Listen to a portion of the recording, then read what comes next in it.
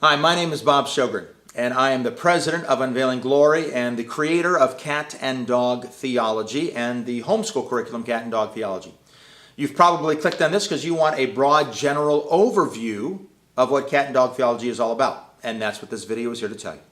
Cat and Dog Theology asks a very simple question, and that question is this: do we live for God, or does God live for us?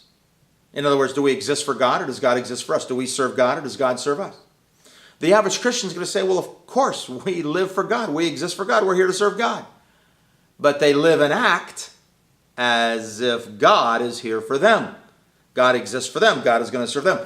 You find it in their prayers. Their prayers are me, my, and I prayers. Their favorite worship songs, look what God has done for me. They go to church. Do I feel good here? Do I like it here? Did I get something out of the message? I. Me, in a church context. We're basically living for ourselves in a Christian context. No wonder George Barna says that if you walk down the average street in America today, you can't tell the difference between Christians and non-Christians. Why? They're both living for the same dream, the great American dream. They're not living for the glory of God, those who call themselves Christians. As a result, we in our materials contrast living a self-centered life with living for the glory of God through a joke about the differences between a cat and a dog. A dog says, you pet me, you feed me, you shelter me, you love me. You must be God. A cat says, you pet me, you feed me, you shelter me, you love me. Aw, I must be God. That joke characterizes our Christianity in the world today. There are those who live for God and His glory. There are those who expect God to live for their glory. There are those who live to make God famous. There are those who expect God to make them famous. This contrast between the two Christianity is seen in all of our material.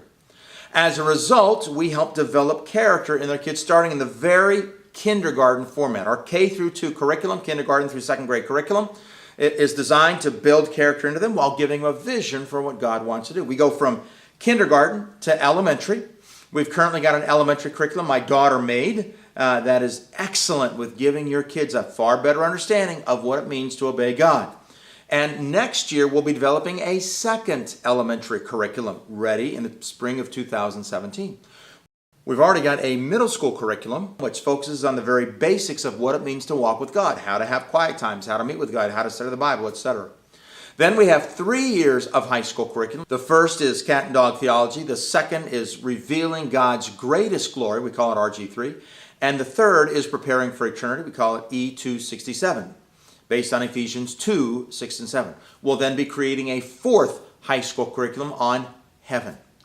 So there you've got multiple curricula for your kids.